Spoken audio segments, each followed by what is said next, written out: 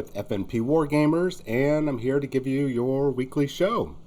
Every Tuesday, we jump on at 8 o'clock right now. If we've been having some microphone problems, if you notice there's some issues during this stream, please jump on and join me in chat and tell me to fix my mic. I would greatly appreciate it. All right, we got a lot to cover, and I don't want to eat up most of your time tonight, so let's get through this. All right, let me get up my windows here. All right, first thing I want to talk about is the Psychic Awakening. Now, this got released yesterday, so Monday, as we knew that they were going to go ahead and start talking about the Psychic Awakening stuff with, let me fix this camera here. The Psychic Awakening, pretty much weekly, they're going to reveal something. Probably a couple times during the week is what I'm going to be guessing. I don't foresee it just being a 1 week release. I imagine that they're going to be talking about it several times during the week, probably near the weekend. I'm going to bet probably Thursday we'll go ahead and get something new. So this week, what we, as most of you already figured out yesterday, unless you've been away from the internet, is as we already talked about, it's going to be the Phoenix Rising. They're going to be talking about the Eldar, and we're going to cover that very briefly here. The first thing up is we already knew that there's going to be the Howling Banshee models, but they went ahead and started off by showing us, or yesterday, the Howling Banshee Exarch. Now, this model's on a 32 millimeter base. I don't suspect that it's... I actually believe this model is going to be in the case. I don't think it'll be a blister. I think it'll actually be in probably a 5-woman box, as I believe they're all female. I don't think there's any male Banshees. So that means that you probably won't have to worry about buying 2 different box sets just to get your models. So that we'll find out as we get closer. I imagine in the next few weeks, we're already going to know. What's going to be so great about them is, Banshees are already okay. They're not super, super great, but who knows what's going to happen with this upgrade that's coming out with the Psychic Awakening. Looks like they're getting 6 new Exarch abilities, and that probably going to be for each of the different types of Exarch. So you have your Howling Banshees, like you're seeing here, Striking Scorpions, the Dark Reapers, Fire Dragons, and Swooping Hawks, and the Dire Avengers. So that's going to be, what is that, like 5-6 different types of temples. So about 36 new Exarch powers. And yeah, so probably that's probably a good guess. Now, whether they're going to be the Exarchs, which those of you don't know, they're kind of like the squad leaders. They're like the exemplars of that temple, of that type of class or unit. Now, where was I going with this? Now, the Exarch, getting their 6 different powers. Now, the Banshees are probably going to be front and center for the Psychic Awakening. We don't know exactly what is going to happen. I imagine we're going to see the return of Jane Czar. I don't know if I'm pronouncing that right, but since we have no idea what the Eldar language sounds like, it's a good guess. Now, she is the Phoenix Lord or Lady, as I talked about, I believe, on Sunday. I have a feeling she's going to be coming back. That's my speculating. I got nothing, no rumors, no leaks, no nothing to say otherwise. That's just a very solid guess. We know she was lost in the webway during the whole incident with the Inari when they popped out, or they came around. So I imagine she's going to be returning, basically because of the Psychic Awakening and the Banshees and everything. So I'm not going to go into detail. You've probably already read this. They got some interesting abilities that don't necessarily mean they're going to be game breaking, but initially these look like they're getting a power up. They're not getting a reduction in anything as far as we can tell. They're actually getting a leg up. So it's a really good thing that they really needed it. Now, does it mean that they're going to rise for in the competitive play? I don't know. We haven't seen everything yet, and it's we'd be doing Games Workshop and the writers a disservice to sit there and say, "Oh, these are a horrible unit," when we haven't even seen anything. I mean, we're barely skimming the surface here of anything and everything about the Eldar in this. Another thing I wanted to point out about this little news here is you can kind of read over this here. Well, I'll read it. This is the hour of our demise, the time of nightmares come to life and fiends gorging themselves on lost souls. It, excuse me, it is the hour in which we will be most sorely tested, more so than even at the time of the fall, when our race was trapped in a spiral of obsession so deep we found the vilest blackness within, and in doing so triggered the hypothesis of a dark deity, the unslakable goddess, the doom of the Eldari, she who thirsts. Now that's obviously talking about Slaanesh.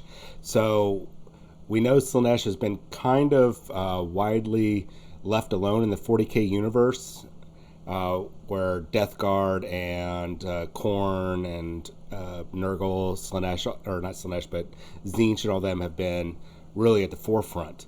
What's really been missing has been Khorne and like the World Eaters, and of course Slaanesh and the Emperor's Children. So I feel that I don't think the Slaanesh is actually going to be the psychic awakening. That's going to be the big bad. I think it's going to be something else. But whatever is happening, we're going to see probably a new book or something come out where Slaanesh is going to be nice and front and center. And so that might also mean that we'll see the Emperor's Children right around the corner.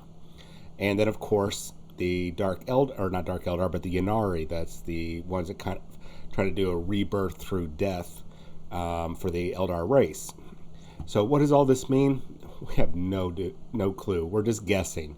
It's way too much speculation going on right now. So take everything as a rumor and a drop of salt. And if anybody says, hey, I've got definitive proof that it's this, then let them show you the proof. Let's see that proof that that's it. Otherwise, just assume that everything is just rumor and speculation. Now, some of this you can kind of theorize based on little bits of information, kind of forecast what's coming. So we can guess that something bad is going to be happening from the map on the Psychic Awakening page that talk about essentially a civil war is taking place with the Eldar. And I think that also means the Dark Eldar and the Harlequins and the Ynnari. There's all sorts of effed up things going on there. So we're this book's going to be almost probably all about the Eldar. I seriously, and probably a dash of Slaanesh. I don't know if the Imperium will be involved. I don't foresee any other faction being involved except for the 4 different Eldar races or factions and possibly Slaanesh. Maybe on an off chance, the Thousand Sons with Ahriman trying to get into the Black Library and all that jazz. I don't really see that's kind of a stretch, and even the Imperium is a bit of a stretch. They might kind of throw that in there because the Imperium, I actually kind of foresee the Imperium, even if it's not rules-wise, being included in every book in this Psychic Awakening series because they're us, and they're kind of like the linchpin or the point of view that we can actually relate to, because none of us are, at least as far as I know, none of us are orcs or Eldar or chaos demons, and no wife jokes or anything like that, or any other type of horrible creature or apparently a benevolent Soviet style, or not Soviet, but socialist style race or communist race. Unless you're one of those somehow, then looking at everything from the imperial standpoint, from the human standpoint, that's probably how all of these books are going to read. So that's really why you don't see a lot of books from a lot of books. I'm not saying there's none out there, but the majority of books, and even one of the writers at Black Library had told me this when I was talking to them about essentially writing years ago for them, is it's very difficult to write from the perspective of anything that's non-human. Because we can't relate to it. We can't relate to these emotions. We can barely even put it into words. Like for humans, to give you a quick example, human beings, we're always talking about advancing our technology, learning, growing, talking about community and peace and all that stuff. Where orcs, they live and breathe to just warfare. It's not an evil thing necessarily for them. It's just part of their culture. It's part of who and what they are. And it's to a level that we as humans, it's that level of violence and savagery is anathema to us. So that's why I feel like all these books are really going to be from the perspective of a human. It's probably going to be that Inquisitor, that female Inquisitor you saw in the video when they first announced it at Nova Open. I think we're going to be seeing it from her perspective, or maybe some of her colleagues. And that's not to say that occasionally there might not be another actor type person in there that we're going to see it from their perspective, but it's not going to be as in-depth as it would be from a human being's perspective. So enough on that. Let's move past Psychic Awakening. Eldar and Slaanesh are about ready to duke it out. And I imagine at the end of this first book, we'll have an idea of what's coming. I don't think it's Slaanesh being, I don't think Slaanesh is the big bad. Slaanesh has not gone away like in Age of Sigmar, where Slaanesh got all captured and slowly is breaking out and all that jazz. Slaanesh has not gone away in the 40K universe. Slaanesh has not disappeared, has not been lost or anything like that, or captured. She has always been forward or up front with everybody else. So I don't think Slaanesh is the big bad. So we'll see. Could be.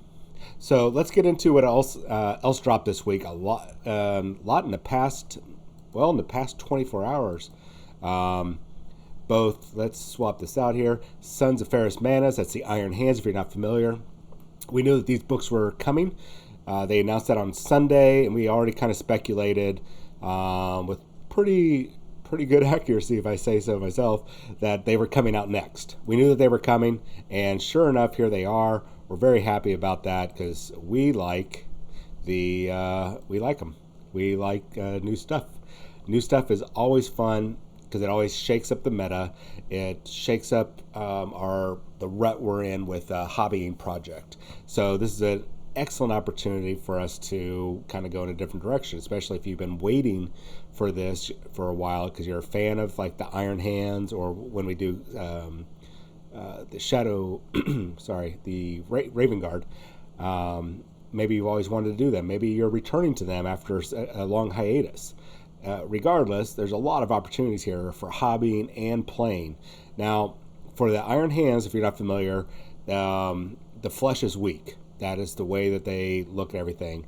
It's a twisted view of what their creator, Ferrus Manus, or not the creator, but their father, Ferrus Manus, believed. It's a really twisted version of it. Not twisted in an evil sense, but twisted in the sense that they got it wrong. Imagine that, years or millennia later, an organization got the words wrong and twisted some things around and misunderstood the message that was real plain and simple. So for them, the flesh is weak, so they start replacing parts of themselves with cybernetics. Whether it's like new lungs or new brain casing, cybernetic eyes, arms. For them, losing their flesh, it's actually a good thing because it's one less bit of weakness that they have to worry about. So they really like the cybernetics. So you can have a lot of fun with the hobbying right there. Now, the other thing is if you guys have already noticed with each of these new Codex supplements, there's an additional chapter. I'm not even sure what they're calling them, but I'm going to say it's a chapter doctrine that goes hand in hand with the three combat doctrines: the Devastator, the Tactical, and the Assault doctrine. So in this case, they get Calculated Fury, While this is active, models with this ability do not suffer the penalty for moving and firing heavy weapons. That is really huge, especially if you have a lot of vehicles, dreadnoughts, or even heavy weapon squads that don't have anything that compensate for those heavy weapons. Now you can move and shoot without taking that -1 penalty. And now, in addition to that, which already we have that Devastator Doctrine, if you remember, while that's active, your heavy weapons get and I think grenade weapons get a -1 additional armor penetration, or AP.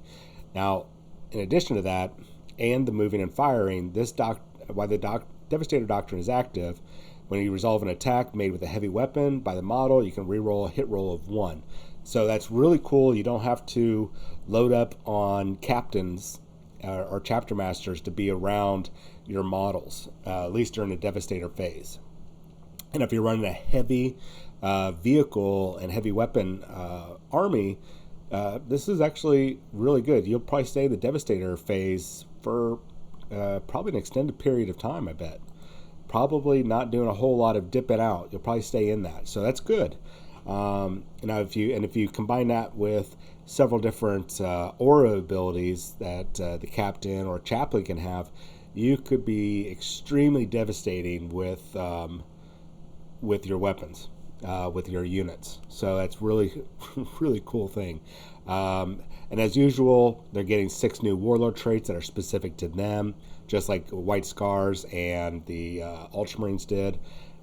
This one's okay. Student of History, when this model consolidates, they can move up to 6 inches instead of 3, and do not have to end this move closer to the... Oh, that's big. You don't have to end the move to end this move closer to the nearest enemy model. You don't have to do that. So you can actually withdraw or advance in a different direction, i.e. Retreat. So that's really cool. Interesting. And even then, if you have like a smash captain or something, or somebody that's dedicated to close combat, then consolidating 6 inches, that's big. You could essentially get into combat again. So really cool. Now, as we already mentioned, all the chapters supplements are also getting their psychic powers. Iron Hands are getting Technomancy, I believe. Yeah, Technomancy, enabling them to commune with the machine spirits or attack those of their enemies. It's like the first one up. I won't go through the whole thing, but Blessing the Machine God. If you pull this power off, you can select a Iron Hands vehicle model in 12 inches, or if it's a Titanic model, which I think the only Titanic Iron Hands model is that maybe that big. Oh no, there's a couple of those big tanks. Never mind. But until the start of your next psychic phase, when resolving an attack made by the model, add 1 to the hit roll. That's good, especially if your opponent's got flyers. You don't have to worry about that negative to hit flyers. Now you get to hit them as normal. And if you combine it with the Devastator Doctrine, you got those heavy weapons you're firing off of your vehicles. So you're re-rolling 1s. So more than likely you're hitting on 2s or 3s. It's going to be very devastating, especially going up against those Eldar flyer lists. When the guy's got like 7 flyers, you have yourself 3. We were crunching numbers on this. 3 of the Repulsor Executioners, and you have a chaplain nearby, and you have these strategy, or not stratagems, but psychic powers, and the doctrines up. You could conceivably kill 4 to 5 of their Eldar flyers first turn. It's going to take a lot, but it's because you can fire twice with those executioners. So you could conceivably kill 4 to 5 of those flyers. So keep that in mind. Now, let's see, going on, I already covered that. So they're going to have, like I said, they're already going to have a bunch of that stuff. Ironstone, they're going to have a bunch of their relics. So expect them to have, it already says it here, relics of Medusa and the special issue war gear. Special issue war gear is those options that are available to your successor chapters. Now, if it follows the other 2 codexes, you can spend a command point, and if you're using a successor chapter and you're not actually White Scars, so don't paint your models like they're salamanders and then say, oh, well, I'm running them as white scars. Don't do that. That's rude. But if you want to have your Iron Hands, if you want your successor chapter to get some relics of Medusa, which are only for the Iron Hands chapter, you spend that command point, you can tap into it, and you're good. 16 stratagems that are coming out, like this one, Mnemonic Auto Savant. This one's about getting tactical objectives. They were very canny that they didn't show you an actual one that sees a lot of play. Not a lot of people right now, except for your normal play. I shouldn't say that. People that are playing competitively in tournaments and stuff, you generally don't see anything with the tactical objectives. That's for if the missions are using the, help me out here, Maelstrom of War missions. And I'll have all those stratagems, or all those cards that you use to see if you scored. Now, a cool thing, they went ahead and showed us the contents. Pretty much what we expected would come out. They give us, it's the whole history. Looks like we're going to get a couple pages of Medusa. We're going to be able to actually learn a little bit about the world. And there was actually a book out there, I want to say it was Iron Father. It was a novel a long time ago, probably about 6 to 8 years ago. They actually talked about that, how each of the companies had these massive land crawlers that would traverse the planet. They're clans. They call them clans, but here they label them as companies for ease of kind of easing into it. They talk about, looks like, the history. So a lot of history there, getting about 2 pages each. That's really cool. And then they're going to talk about the named character that everybody's getting a named character. Looks like it'll probably be an art gallery. That's going to be about 10 pages. I don't know what the Flesh is Weak part is. I'm not sure what that is. That'll be interesting to see. There's the Iron Father Pharaohs. We knew that he was going to be in there, and then here's the list of everything. And they've been throwing in these Iron Hands name generators. I think it's just to get to their page limit. Cool. I mean, do most people use it? No, but it is really cool. Especially if you're doing campaign play, or there's a special event coming up and you want to really add some flair and stuff to it. Let's see here. Do you think we'll have a normal Iron Father entry? I think, you know what? I don't think so. Now, looking at this. Okay, Knights, I don't think so. Because right now we're looking at the table of contents here. And unlike the... Let me grab... I can see my Ultramarines supplement over there. Let me grab that real quick.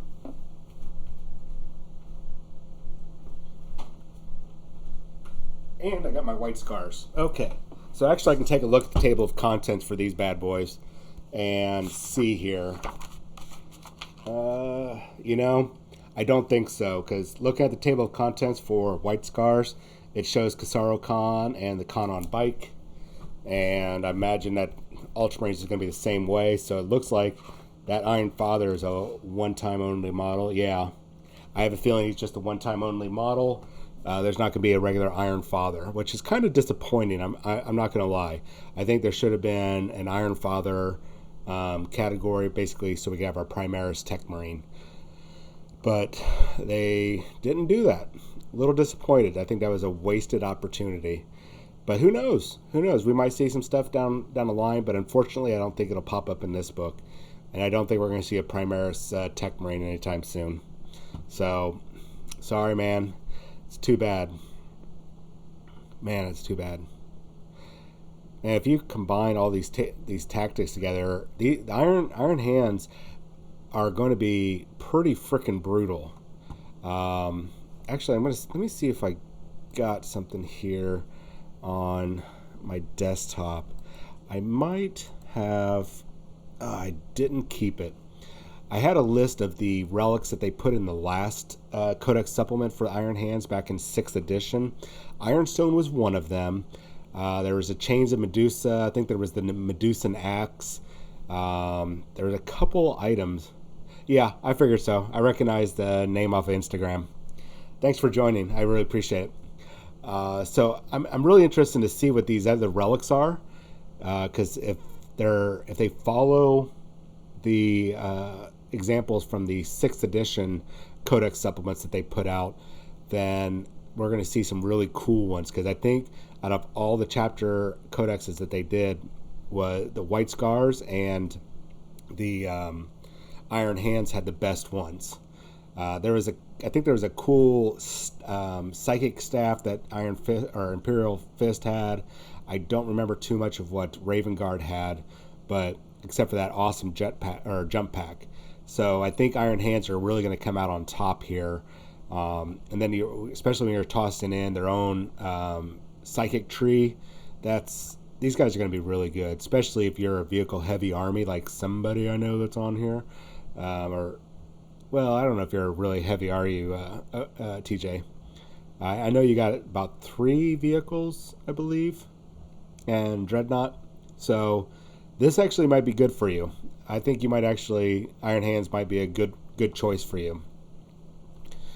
So, especially if you're rocking, especially if you're using eliminators, I don't know if you intend to or if anybody does, this Calculated Fury also applies to your Devastators, or to your Eliminators, those snipers.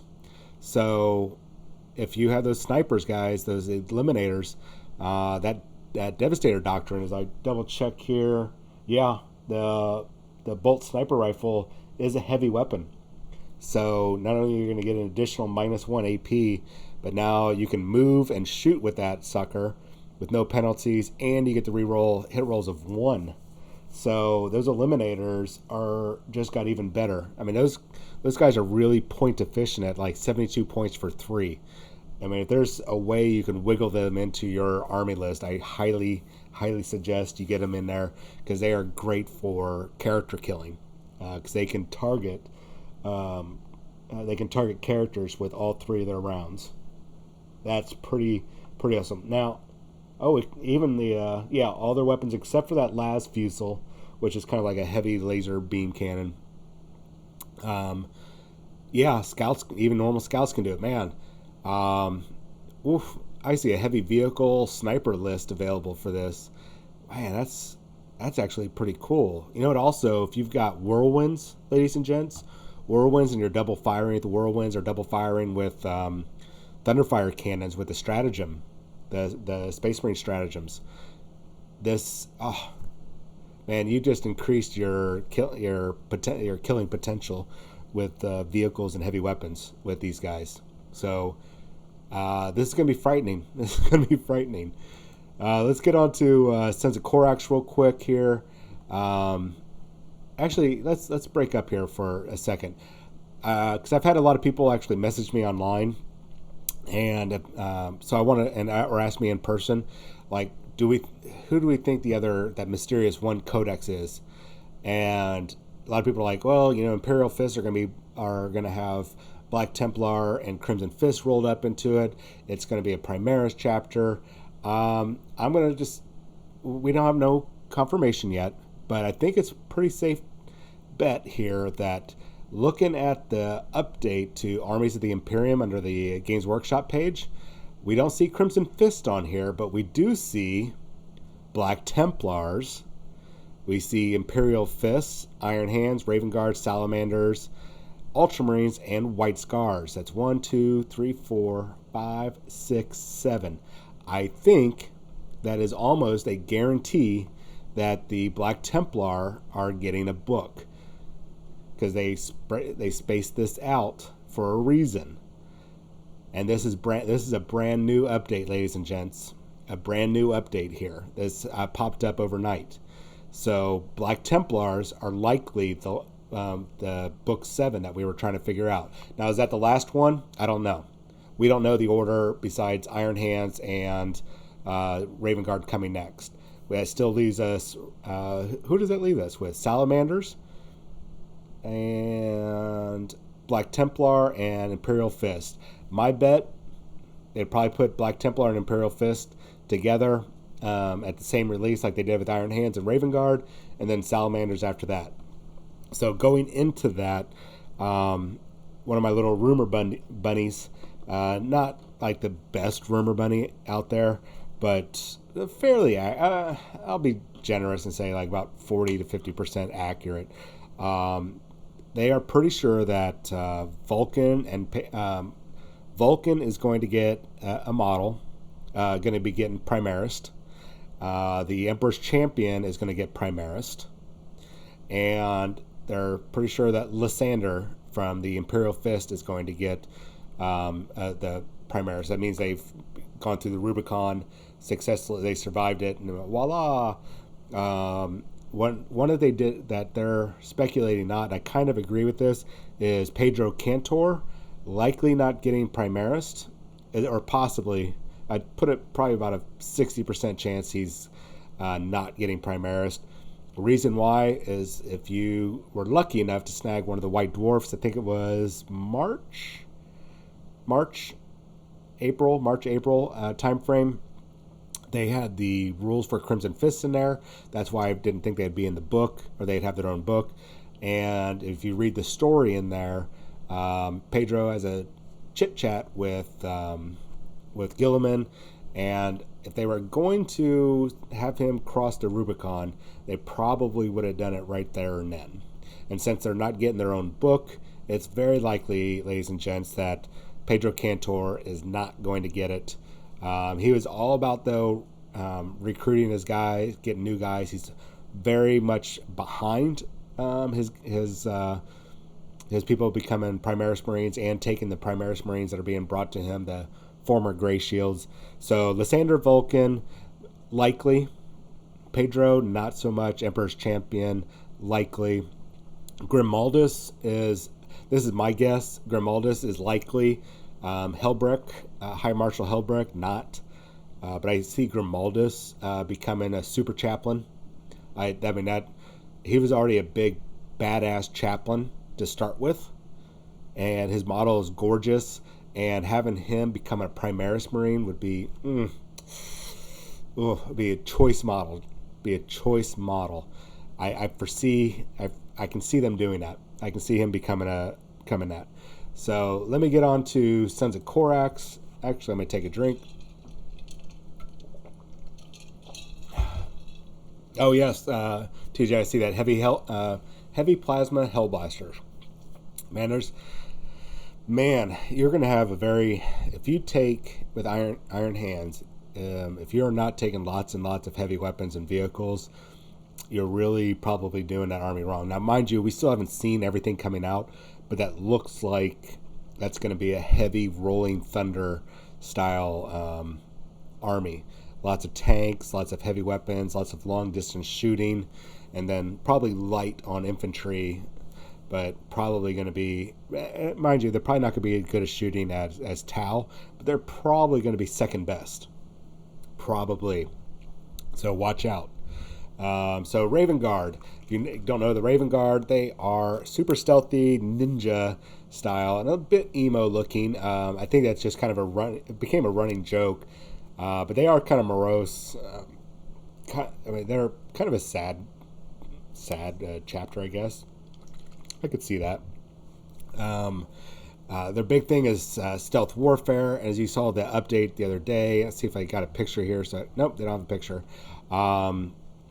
Kyavan Shrike got promoted to not only chapter master, but he became he crossed the Rubicon as well and became a Primaris model. And he's got all sorts of new setup. Looked like some sort of flight pack, which is normal. He already had one. There's some aesthetics on that flight pack that were already there. Or not already there, but were on his previous jump pack. So kind of a head nod back. He has his lightning claws. Once again, another head nod to his traditional model. So Raven Guard, their tactics right now is if you're 12 inches away from the enemy, you're always counted as being in cover. So that's +1 to your armor. Cool. Now, if you happen to be in cover, you're getting that bonus for cover already, but now you're -1 to hit. With ranged weapons. That's people attacking you. So, super stealthy army. Lots of eliminators. And I'm going to say eliminators are going to be really good, not only with the Sons of Ferrus Manus, which is probably why they're releasing the eliminators at the same time, but Sons of Korax, and we'll tell you why in just a second as we get to surgical strikes. Surgical strikes, gents. So we already talked about how doctrines, every chapter is getting basically a chapter doctrine. So, surgical strikes. While the tactical doctrine is active when resolving an attack made by a model with this ability against a character unit, you can add +1 to hit rolls and wound rolls. So, why is this huge? Eliminators. It's a heavy support choice. I just got done talking about them with the Iron Hands. Here, for 72 points, you're getting 3 guys with a heavy bolt sniper rifle, 36-inch range, and this is going to let you get +1 to hit and to wound rolls against characters. And remember what I said, Eliminator squads can target enemy characters. Normally you can't do that unless they're the closest model. So now it doesn't matter. You can hide these guys. Heck, you can hide these guys out of line of sight. And they can use their Executioner round, which is a nod back to, I want to say, 2nd or 3rd edition. The Executioner round was available. It's heavily used. I think it was one of the first, I think it was an upgrade in the Dark Imperium, the original Dark Imperium box way back in the day. I think that was 2nd or 3rd edition. It was a little card that you basically pay for an upgrade. And I think a couple other units had it. I know the Adeptus Arbites from Necromunda had it. And basically it's a round that whenever you fire it, it goes around corners, it ducks, dodge, dips, dives, dodges again, and then eventually hits their target. So the Executioner round right now is Strength 5, -1, 1 damage. You basically, your opponent is not going to get away from you because if you remember, or if you don't know, this weapon, when resolving an attack made with the bolt sniper rifle with the Executioner round, add 2 to hit roll, and the target does not receive the benefit of cover to its saving throw. So you're already adding 2. Now you're adding 3 total to hit, +3 to hit. You already hit on a 3+. So more than likely, regardless of whatever negative modifiers they have, imagine just hitting flyers. Somebody's got an Exarch flyer. The Exarch, oh goodness, what is the name of that Eldar flyer? The Phoenix? I think that's what it is. They have the, they can upgrade a guy to be an Exarch in there, which makes him a character, I believe. If so, then you're pretty much ignoring any minuses to hit, and you're getting a bonus to hit. So as long as you don't roll a 1, if you're smart, you have a captain nearby with an instigator, bolt rifle, bolt carbine, because you're shooting at the character as well with no negatives. And then pretty much any negatives, pretty much you're always going to be hitting on a 2+. And if you roll a 1, you got a captain nearby, you're getting that reroll. And then you're adding 1 to the wound roll. That right there, that's actually even bigger. So with this rifle, let's say you did target that vehicle. So that vehicle, you would have to get a 5+ to wound it. With this +1 to wound roll, now you need a 4+. It got a lot easier to sit there and snipe characters. Now, would you want to shoot a couple sniper rifles at a flyer? Maybe not when it's at full health, but if you manage to weaken it and a couple hits is enough to kill it, heck yeah, do it. So that's, I tell you, that is going to be really cool. There's going to be a lot. If you're not taking eliminators with this chapter tactic, then you are missing out, my friends. You are missing out. Because remember, bolt sniper rifles count towards the bolter discipline ability, which, if I remember correctly, lets you fire twice. Yeah, you can make the double normal attacks. And since you didn't move, you're firing at normal range. You're getting 2 attacks. So that's 6 attacks from that unit, where you're +3 to hit with that, if you're using that round. +3 to hit and +1 to wound roll. You need to be taking eliminators, at least 1 squad to snipe characters. I would recommend 2 squads. That'd be a lot more efficient, especially at 72 frickin' points. Shadow Masters, is one of their warlord traits. We know that they're going to get 6 warlord traits. Big deal. I mean, well, it is a big deal when you think about it, because we're going to see the ones like this, which I think is already around. The Shadow Master, enemy units cannot fire Overwatch at the Warlord. That's cool, especially if you have a Warlord that is decked out for close combat and you're running forward. You don't want to risk somebody be able to fire, be able to shoot you off the board. So actually, that's pretty good. That's pretty good. And this would actually come into play, I think, quite well, because I see a return, and I could be wrong. And I am sometimes. I see a return of Vanguard veterans for these guys, and for the what do you call them? Oh my gosh, why can't I think of their name? And White Scars, but I really see it for this. Cool jump pack. This is the one that was already in that codex before, I believe. But they kind of changed the rules around a little bit. So you can re-roll your dice for charging, and after the model has finished a charge move, if you reach somebody and you're within 1 inch of them, which you should be if you just charged them, you on a 4+, you cause an extra mortal wound. Cool. It's an extra little ability, kind of like the meteoric descent that the Inceptors have, or bike marines have. Now, we still haven't seen a lot of the other stratagems, but this isn't even a stratagem. This is a psychic power. What is their Umbramancy discipline? Interesting. So sneaky, silent, hiding in the dark type stuff. So the shadow step, basically you hit another unit that's within 18 inches of this, one of your units, of course. A character. Ooh, I don't know if I like that. Hit a character unit with it, remove them from the battlefield, and set them anywhere up on the battlefield that is more than 9 inches away from your enemy. So it's a good way to, especially if you're trying to keep points down. Don't spend the money on that. Don't spend the points on that jump pack. Just sit there and teleport your guy across the board. I mean, that's even better. I wish that said unit. I think that would be a lot better. But I think there might be a Phobos or Obscure. Oh man, I can't think of it. The Phobos armor guys have a new psychic power. I think that basically teleports them across the board. See if I can find the name of it here. Not drag this on too long here.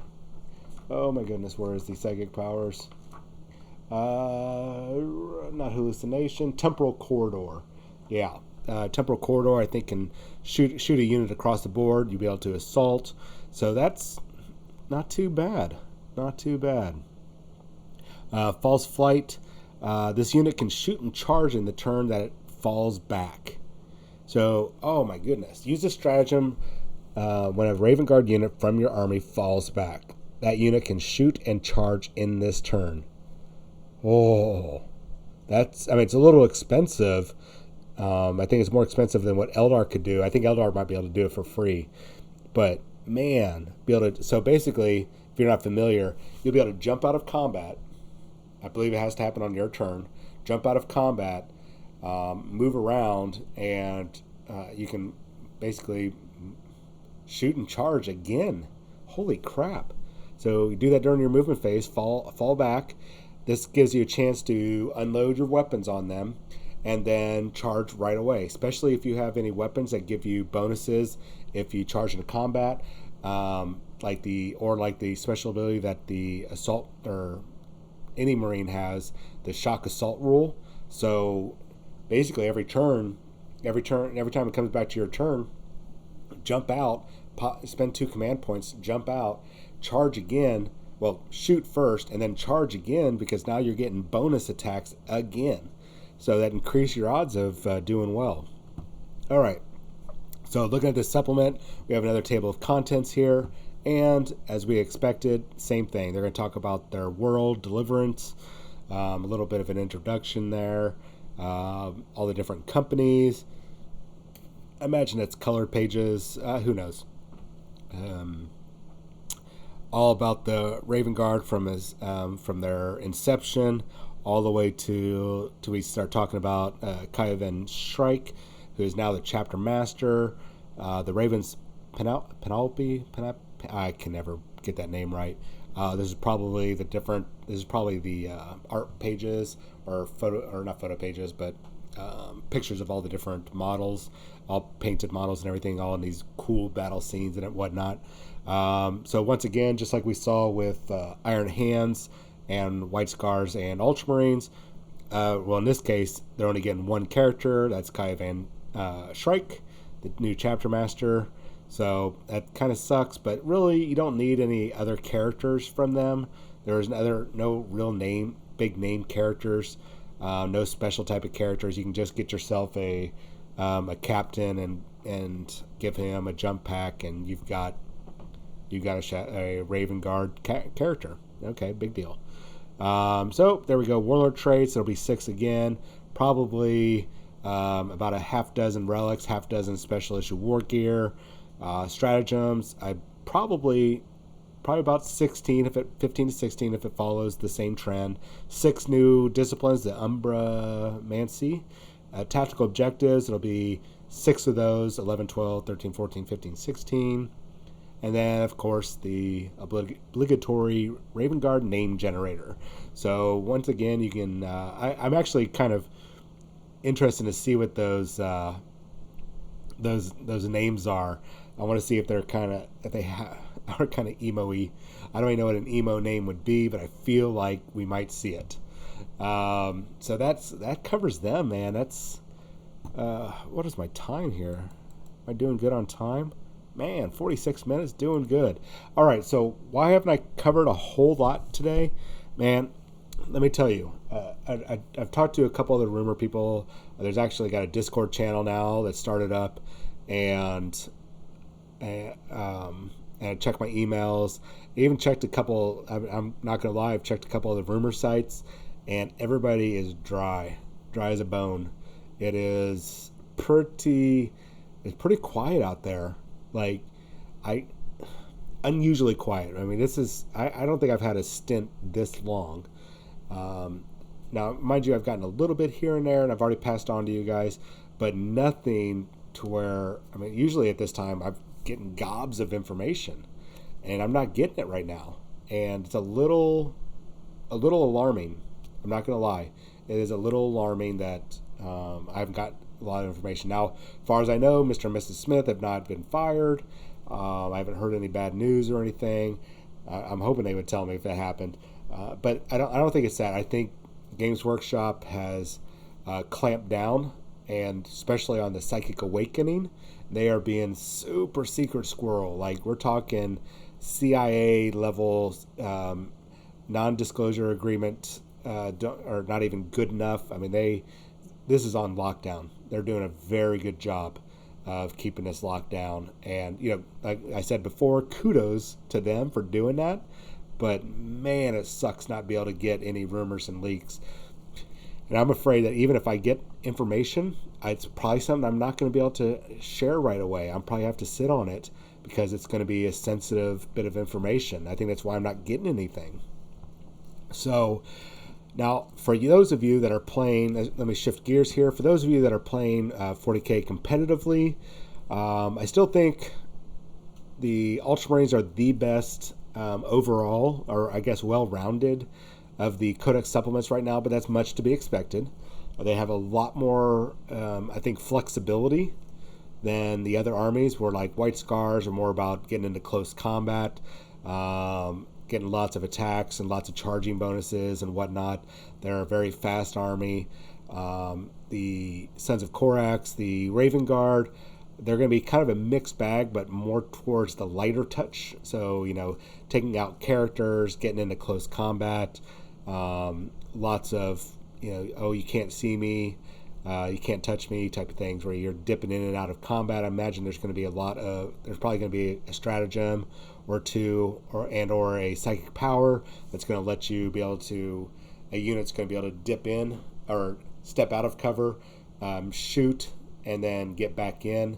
I don't know yet for sure. I just have a feeling it's going to be some stuff like that. They're going to be really sneaky. They're going to be imposing probably lots of minuses or adding lots of cover bonuses. and they're going to probably have more of this stuff that really plays off of the surgical strikes. So you're going to see stuff that's going to be really attacking characters. So that's good. That's good. Whereas the Sons of Ferris, the Iron Hands are probably going to be where the White Scars are close combat. The Sons of Korax are probably precision and cover saves and everything, precision attacks and kind of being well protected and hidden, or using lots of obfuscation. The Sons of Ferris, the Iron Hands are going to be heavy hitters. And their vehicles are going to be ridiculously hard to probably kill. There's probably going to be some other special psychic powers that heal vehicles or reduce the wounds, kind of like the Iron Stone.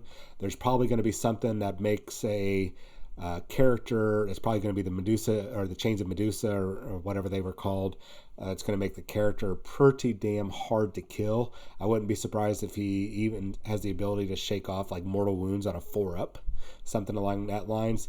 I've been trying to track the items, anything that used to grant Eternal Warrior, what are they granting now? And it seemed like, and I could be wrong, but it seemed like anything that gave Eternal Warrior before now just ignores wounds, or has a chance to ignore wounds. So that's what I imagine the Chains of Medusa are going to do. They'll probably be able to ignore wounds, probably give a 3-up invulnerable save, and kind of like a storm shield, and that's what I imagine. So that puts Ultramarines at probably the most well-rounded, just because that's just their bag, man. They've got lots of tactical flexibility.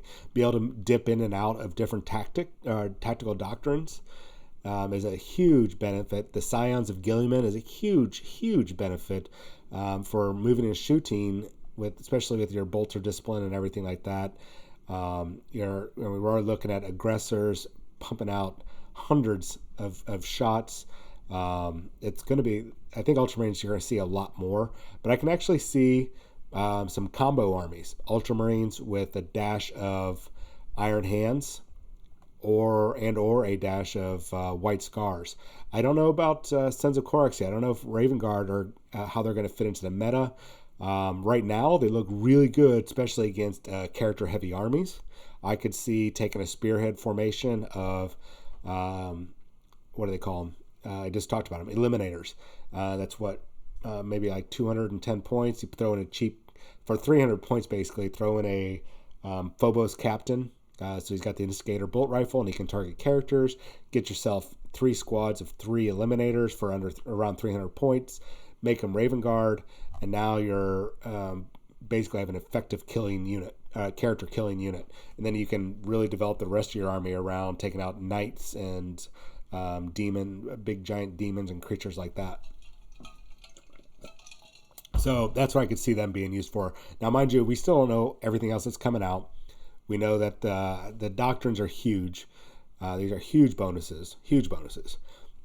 But the big thing is going to be maybe what the other warlord traits are. I don't put too much faith in warlord traits that are a nice little bonus, but it's going to be the Technomancy or the Umbramancy, and then their relics, the relics of Medusa and Deliverance.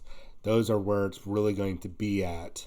And the stratagems too, of course. So yeah, we have to wait and see what these books are going to give us. But I really think we're going to see some mixed Space Marine armies. I can see Ultramarines for a few things, and then either Iron Hands or the Raven Guard mixed in with, and probably like a couple spearhead formations or something like that. Or maybe a combination of White Scars and Raven Guard. Or heck, White Scars and Iron Hands. Imagine all those close combat, very fast moving army mixed in with the heavy hitters back behind me. Yeah, I could see that too. There's some interesting combos. We still haven't even got to Imperial Fists, the Black Templars, or the Salamanders yet.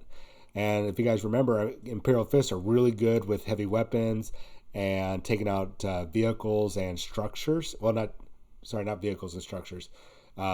structures. They're really good at tearing apart buildings, blowing them up, demolitions, all that kind of stuff.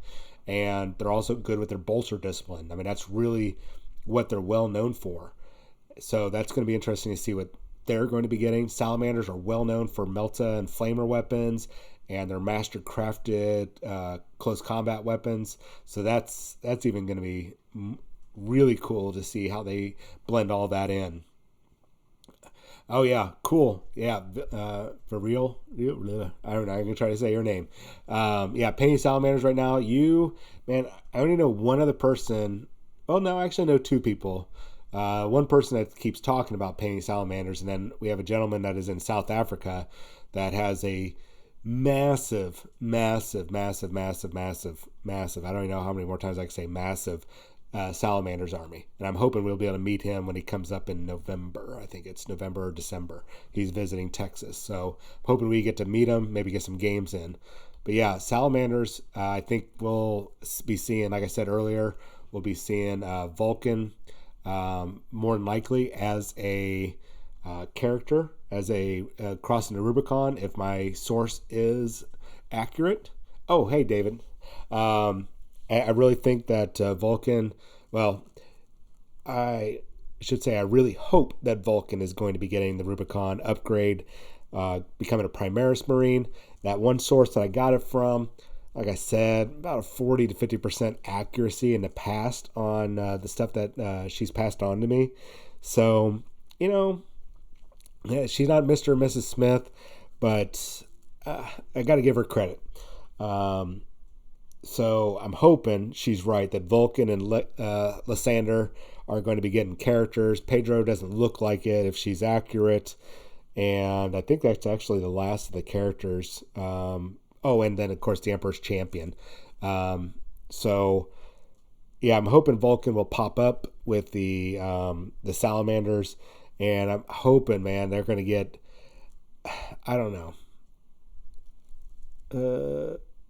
They could just promote another Marine to Ryle. But as far as I know, Vulcan Heston is still up and around. The last book I read, the last short story I read, he was still running around, still a young guy. Lysander was back in the fold, and he's back to being the captain of the first company. So it could be. And then, of course, we'll get somebody promoted to being Emperor's Champion. So we'll see if that little bit of rumor is true. I'm really hoping so, because I wouldn't mind seeing it. The only other thing I think about personally is, especially at the Imperial Fist, I don't think, my guess is that it won't be Lysander. It's actually going to be, there was this sergeant, I've talked about him before. It was in 6th edition. They came out with the Imperial Fist Codex supplement, and there was a sergeant that his captain and I think the command squad were wiped out, and he became the acting captain for I want to say the 3rd or the 5th company. And he was an upgrade that she spent I want to say 25, 35 points on. And he stayed as a sergeant, but he basically got all the captain stats, just didn't get an iron halo. And he ran around with a power fist, I think a bolt pistol. Can't remember his name, but I'm curious to see if he's the one that gets promoted. Or, it could be a brand new character, kind of like they did with Iron Father Pharos. We'll see. I don't know, man. I'm just excited. We're probably about 3 weeks away from the next reveal, to be honest. I imagine it's probably going to be about the 1st or 2nd week of October that they're going to reveal the next two. My bet right now is Salamanders will be last, and it'll be Imperial Fists, and I don't know if they'll be last. So this is the last thing I'll leave you guys with. So I think this either option A, Imperial Fists and the Black Templars are going to have their book first, and then they're going to follow on with the Salamanders book. That's option A. Or it's going to become Salamander's book first, along with the Phoenix Rising for the whole Psychic Awakening. Those books are going to be not at the same time. They might be back-to-back weeks. And then probably going in November will be the next two books, which will be, of course, Imperial Fists and the Black Templars. Those are my two guesses, A and B. Figure out what you want or what you believe. I could be wrong, but right now they're still shooting out 2 books a month. So we'll see. I mean, the month's not even over. I mean, we're barely into the second week now. So we might, who knows? Maybe we'll see by the end of this month 2 more books, or maybe all 3 books. I don't know. Who knows what they're going to do? So a lot going on, a lot of speculation, which is really frustrating.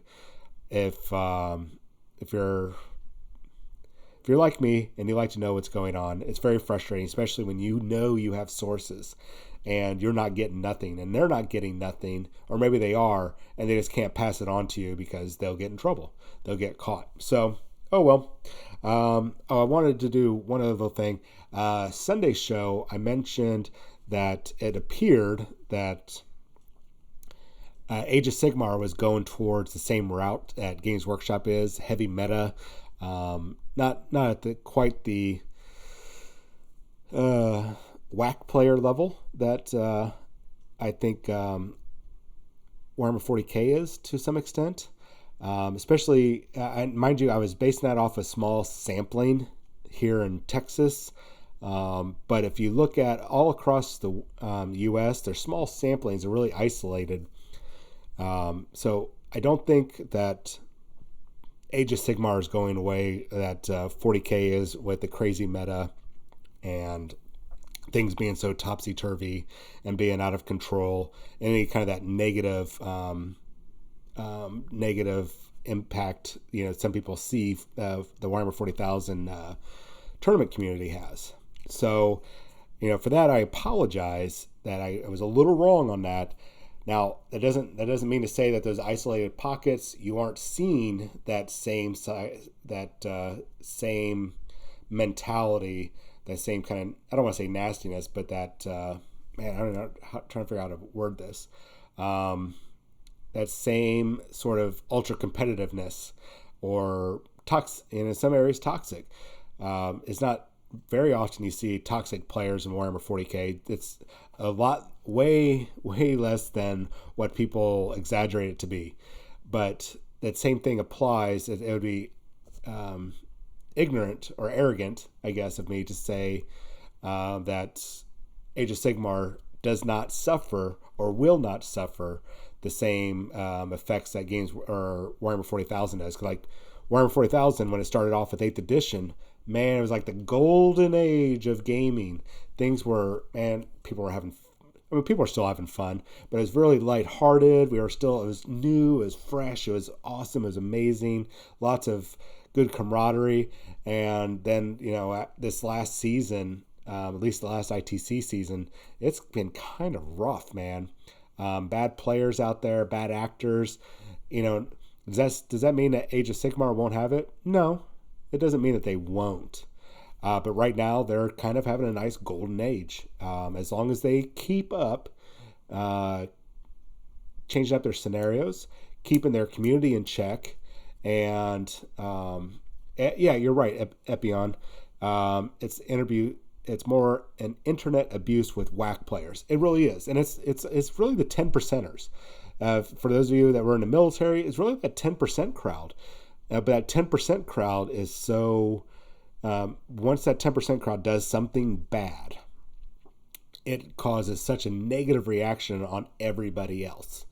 And it's really a true thing. Like Warzone Houston, we had a couple bad actors out of 80 40k players.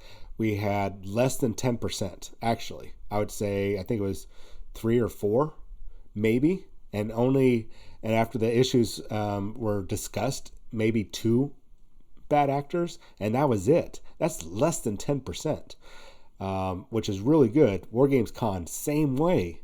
I don't remember about Dallas Open or Alamo. Maybe David can jump on there. I don't think Alamo had anything bad.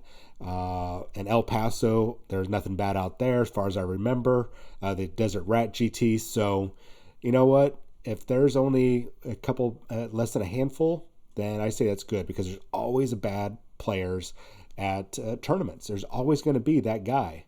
And there's always going to be those people that bring those lists to come and compete. And when other players lose to those lists, automatically they're going to be like, oh, you're a cheater, or oh, he brought a whack list. Well, you know what? If you just paid $65 and you came to a tournament without an efficient, optimal list to compete at a like a major or a GT, that's on you, dude. Don't pull a John. Don't pull what I did. I went to El Paso with just a friendly list. I wasn't there. I'm not a big competitor, ultimate competitor type of guy. I go to have fun. But going there without an efficient list to a major or GT and you get whooped, it's not their fault that you didn't have fun. It's your fault. Unless they're like yelling and screaming at you. But if somebody brought a list that is super point efficient and it's really designed to win tournaments and majors and stuff, especially when there's big prizes and trophies on the line, especially when you're earning points to be the top in the nation, man, if you're not expecting that, then you need to maybe stay at your RTT level, your local store level. That'd be better for you. And I'm not saying that I'm not bagging on people that don't like it, but you need to expect those lists and those really efficient lists. And I bag on the tournament players a lot, even though I'm a tournament player. The really competitive guys, I bag on them a lot, but at the end of the day, I respect them because they put a lot of effort into making these very efficient lists, and they drive the meta forward. Now, mind you, they are not the source for driving sales in Warhammer 40,000 or Games Workshop, but they are the source for driving the meta and the tournament scene. And I got to give them, they're really intelligent when they pull this out. And for, like I said, well over, I would say probably 1%ers. 1%ers are the bad ones. The other 99%, and that's, give or take a couple percentages, are very professional, very courteous, and friendly. Most of them will actually, after beating the crap out of you, if you sit there and take the time and go, hey man, what did I do wrong? What should I do differently? They'll walk you through it. And they would have said, you know what, instead of doing this, then this, and this with your unit, you should have did this, this, and this. Maybe try swapping this out with a different unit next time, etc. They'll walk you through it. They're more than happy to show off their expertise. They just beat you, or they just won a major or a GT. They want to show off their expertise. Give me a second. Let me check out the chat here. David, not as bad as previous years. Some folks didn't understand that the clocks had to be started within 10 minutes. Okay. Yeah, the Underworld, I agree. Underworlds has a great community. And actually, the Kill Team community is really good, too. At least here in Houston, the Kill Team community is really nice. Underworld's community here is real nice. We don't see a lot of bickering and fighting. And I'm going to tell you right now, everybody, that Aeronautica Imperialis, you're going to see that in organized play. It's coming. And even after reading over the rulebook, watching gameplay videos, this game is definitely designed for organized play and tournaments. If you guys will remember, in 2007 is when the first version of this game came out. And 2007 from Forge World didn't get a lot of traction over the years, and they eventually stopped it.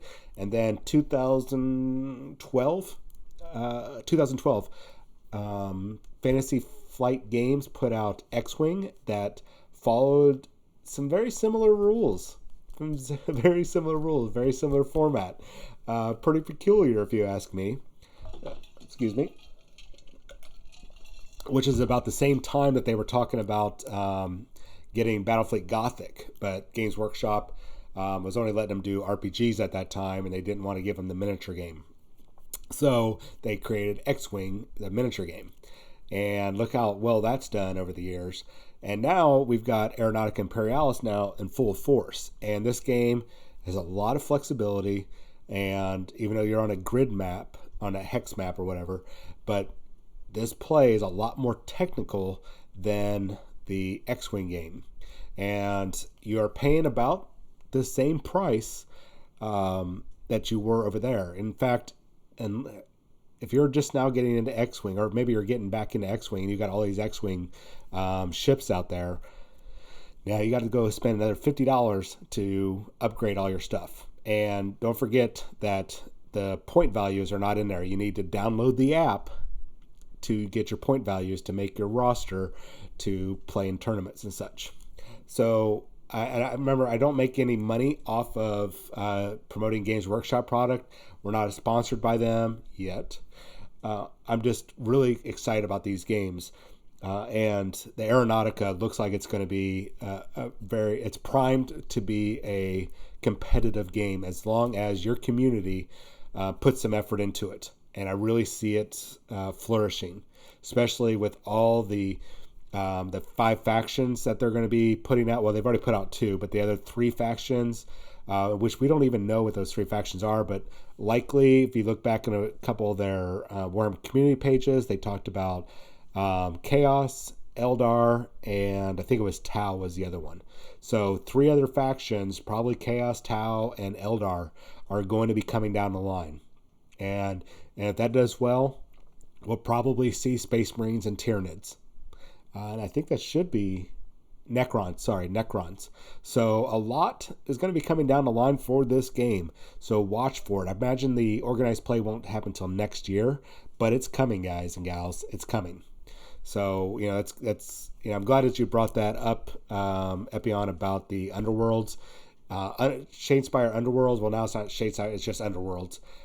They're about to get their season 3 coming up in probably, I want to say in about 2 weeks. I think the pre-orders are going to go on not this coming Saturday, but the following Saturday. So that will be the 21st. Yeah, I think either the 21st or 28th, season 3 is going to go on pre-order. I think it'll be the 21st. So it'll be a great time if you guys have been interested into a tournament, an actual game that is designed for competitive tournament play. And you're only looking at maybe, I don't know, Epion if, or David or any of you guys have ever played it, but man, the games happen in like 15, 20 minutes. That's how fast-paced these games can be. You can get multiple games done. I mean, you could have like a 5 or 6 game series in the same time that you do a full, probably about 6 games. You do a 2 or 3 rounds of Warhammer 40,000. That's how fast-paced it is. And so you get to really customize the decks that you use, because it's a card game and miniature plus a deck of cards plus your dice, and it is it's very fast paced. So I think in the future, like Warhammer 40,000, Age of Sigmar, yeah, they're designed for match play, but they're not designed for tournament or organized play, as Games Workshop likes to call it, organized play. They're not designed around that. Now, games like Aeronautica Imperialis, Underworld, Kill Team are designed for organized play, for that tournament style play. Those are the types of games that they want people to actually be playing in a tournament setting. Now, of course, we're not going to stop playing tournaments with Warhammer 40,000 and Age of Sigmar. It's just not going to happen, because we like getting out there and beating the crap out of each other with our toys, our plastic toy soldiers, and we like showing off our painted models, or, oh my God, I can't believe you've got that big Primaris Forge World tank, or, oh, you brought what? Just, there's so much, we look forward to seeing it. So those games are not going to go away, but these smaller games are more in line, more balanced towards the competitive tournament play. So I really encourage you guys to, especially when you need to take a break, since the major season is pretty much over, unless you're going to Warzone Atlanta in November, or SoCal. I think SoCal Open is at the end of October, or on October 19th and 20th at the Atomic Hobby Shop here in Cypress, Texas. We're going to be having the Spirit Decor GT, 2-day GT. So unless you're getting prepared for these GTs and or majors, man, just take a break, take a step back, give Underworlds a try. I mean, it's not that hard to get into. I mean, you actually will spend less on Underworld than you would 40K. I think it's like $40 will get you your team and the cards, and you're done. I mean, maybe you want some extra dice or something, but you don't need a lot. You can actually pretty much what you spend on one unit, probably in 40K or Age of Sigmar, you're going to spend on your entire warband. So, and then if you're playing of Age of Sigmar, those warbands get multi-used well, as Epion said, multi-use in Age of Sigmar. So, and probably I wouldn't be surprised if you're able to use those in Warcry. So, something to think about. One warband could get you play into 3 different games systems, and it's designed for competitive tournament style play. Same thing with Aeronautica is going to be. I'm really going to be pushing that over the next couple weeks. I'm actually going to be building the models this week and be running demos at my store on Monday, starting Monday, and we're going to have our first event October 5th at the store, just to get this ball rolling. Because if nobody's is pushing it in your area, nobody's going to come out and play it. But if you start pushing it, then they will come. If you build it, they will come. Let you guys check out that reference, or remember what that reference is. Yeah, spend $100 at most, and you're good to go. Buy that new, dude. Split that new box that's coming. I think they're like $65, $70. The new Underworld Season 3 box. Split it with your buddy, and you both take half of it. Not only do you have the cards, but you got the warbands. You're welcome. So, the Astraeus. Oh, the Astraeus wasn't very good, David. Don't tell me that. I've been thinking about buying it. Just because if you guys are not familiar, I know I said I was going to get off here, but I lied to you. I'm sorry for that. Let's go to Forge World. If you're not familiar with this big, gorgeous, dumb tank that I probably have no right buying or using. This is the big Primaris Astraeus. Astraeus, that's a Greek. That was a Greek character. I can't remember something about as long as his feet didn't leave the ground, he was like invincible or something. I don't know. But yeah, this big old Hawken tank. I have no business owning, but man, do I want it? Because it's so. To me, it's very pretty looking. It's got big guns on top. It's got las cannons, heavy bolters on the sides there. It's a hover tank. It's got void shields. It's a big old anti-air type cannon. It is probably, yeah, you're probably right, David. It's probably not a very good vehicle to take. Oh, man, it's such a shame because I really, really want this bad boy. I think it would just be fun to have it. But, whatever. So, one actually last thing I will talk about. Coming very soon, ladies and gentlemen, I will be getting my hands on... sorry, let me just get it on the right screen there. Getting my hands on a copy of Marvel's Crisis Protocol miniatures game. This is going to be a small skirmish level game from Atomic Mass Games. Now, 2 of the people, I won't tell you what company they worked for, but 2 of the creators, or 2 of the game developers, 2 of the game developers have worked on a very popular, but kind of gone on the wayside because their last, well, I'll just tell you, the last edition of their game for War Machine and the Hordes was kind of a big letdown, and the community really turned against them. So 2 of the people that just had joined Privateer Press when they released the 3rd edition for War Machine and Hordes, they turned around and was like, you know what, we're out because you guys just ruined everything. And they went over to Atomic Mass Games, and who just got the rights for a Marvel miniatures game. And so what this is basically just doing a skirmish game. You can see, I recommend that you Google Marvel Crisis Protocol. Don't Google Crisis Protocol. Google Marvel Crisis Protocol, because you're going to get some weird suicide style stuff, like suicide hotline type stuff. So Marvel Crisis Protocol. Essentially, you're going to be drawing cards, so you have different random, a couple random events, and let's see here. You build your teams. Every character has their own, how many points they cost basically you build a team of like 10 characters, and each character might, like Captain America, cost 4. So that's 4 out of your 10 points that you get to spend. Leaves you 6 to buy a couple other people. And essentially, it's a game where if you've played the Batman miniatures game, you'll be very familiar with the you take a turn, I take a turn, you take a turn, I take a turn. We can do a variety of things on our activation, usually 2 actions, which most people move and attack, use their superpowers, whatever. There's team tactic cards. Now, the cool thing about this game is that they're coming the box set, and then they'll have an expansion later that comes with this actual 3D, and not like cardboard, but actual 3D plastic terrain. So dumpsters, cars, light poles. And you might be thinking, oh, I can just make my own terrain. Yeah, you could. But this terrain is very important in the game, because you can actually throw people into the terrain, or let's say you knock down a light pole. You can throw the light pole at your opponent.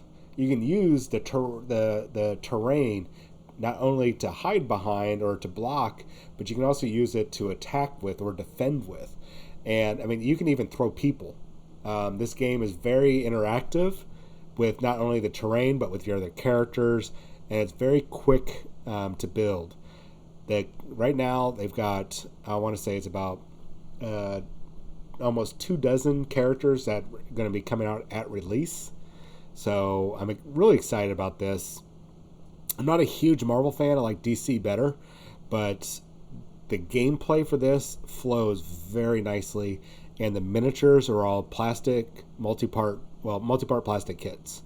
And they're very easy to put together. They're not like a lot of the Games Workshop or Malifaux type models. So I've been reading over this.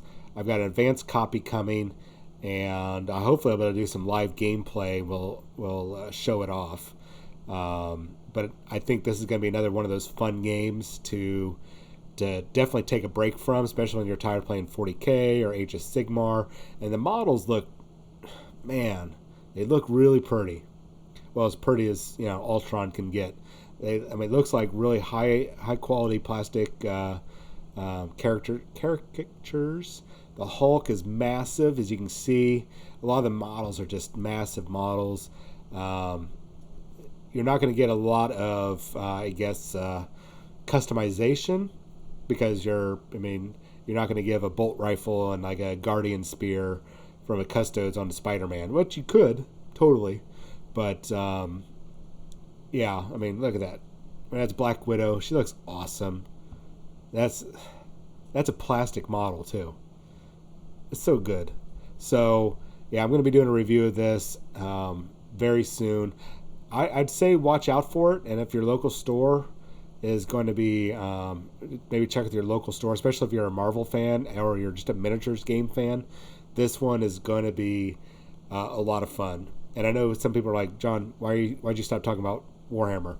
We don't just do Warhammer here, guys and gals. We actually do all miniature wargaming, and this does follow under it. So I really wanted to talk about this because it's going to be an exciting game.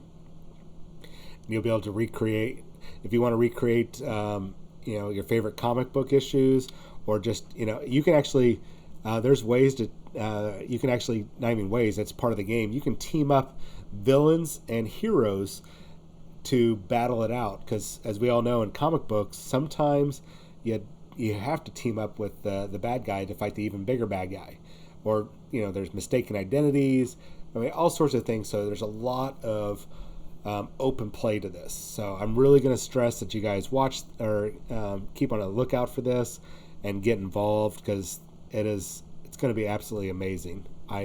Just from the gameplay stuff I've read, the rules I've read, and of course the miniatures themselves, amazing. All right, I've rambled on enough. I'm hoping tomorrow there won't be a show.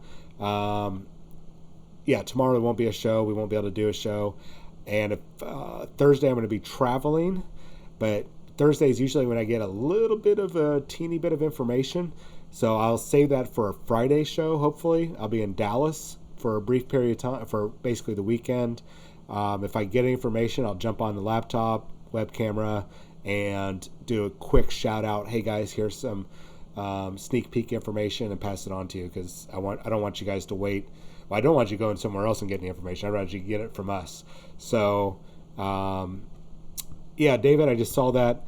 You're right with the new Iron Hands and Raven Guard strats and new abilities and stuff. That tank actually might do well, especially the Iron Hand side. So, yeah, we'll see. We'll see. I still might get it just because I think it's a great centerpiece, and I play Apocalypse. So with me playing Apocalypse games, I think that would be a good vehicle to have, to be honest with you. So I could see myself using it. I'll probably get it. Anyways, I've gone on long enough, and I don't have any other information to pass on to you. I think I've covered all my notes here. Yeah, I covered all my notes. Yep. Oh, I did say I talked about Shadespire. Let me mention again, Shadespire. It's the season 1. It's called Shadespire. That has been not discontinued. It's just moved to the direct sales only. That's because they've got season 2 out right now, which is the Night Vault, and then I think Beast Vault or something like along that lines is or Beast Grove is the next one coming out in probably about 2 or 3 weeks. That's season 3. So if you're going to get involved and you go to Shadespire and see that, or you look for Shadespire on their Games Workshop's website and see that it's been moved to web store only, don't panic. That just means that all the cards, everything that's been updated is going to be in that new box, or it's in the Night Vault box. So whichever one you want to grab. And those old teams are still viable. You can still use them. It's just they're just getting moved there because Games Workshop they don't like to clutter up the shelves on their stores because they only have so much room with so much product. So it's easier for them just to regulate stuff like that to web store only. It's a lot smarter. They're not last chance to buy. They're just moved to direct sales only. So no big deal. It's nothing to panic about. So you can still play Underworlds. So I suggest you jump on it. All right, let's see here. Oh, this weekend is the trios. Ooh, so yeah, I probably won't have a whole lot of information, but yeah, this weekend is the 3-on-3 type of tournament going on in Dallas, I believe. Is that right, David? I think it's in Dallas. So I'm hoping. Oh man, I'll be in Dallas. I might have to swing by and maybe get some footage and do some interviews. Ooh. If it's in Dallas, I think it is at the Kumite. I think that's where it's at. I think I might have to swing by there. Yeah, I think I'm going to. All right. Thanks, guys and gals, for watching. Sorry I rambled on, but as you know, I tend to do that an awful lot without somebody here to regulate me on me rambling. So sorry about that. On a positive note, a lot of cool stuff coming out very soon. So be excited. Save your money because there's a lot of badass games and new updates and stuff coming out, especially Psychic Awakening. And for me, I'm looking forward to Crisis Protocol. Man, there's too many games, too many miniature games, not enough time to build and paint. Oh well, I'm starting to ramble again. You all have a good night. I really super appreciate you jumping on. Make sure you hit the follow button somewhere up in the right-hand corner. Trying hard to see. It's in the corner up above here, and I think it's the upper right-hand corner. Make sure you hit that follow button. And if you are if you're watching this on YouTube here in a little bit, when I get it uploaded, come on over, hit follow over here, because we're very close to being subscriber level, where we're going to have sponsors. We're going to be able to do a lot more activities with you guys, including special giveaways and events. So make sure you hit that follow button. Get your friends and family to come over and hit the follow button. Even if they just watch some videos, the more people we have watching our videos and following us, the closer we get to our goal. So please, please, please get them to come over. Just hit follow. They don't have to subscribe. Just get them to follow, and then we can start doing our giveaways and all that kind of stuff. All right. I'm rambling again. Y'all have a good night.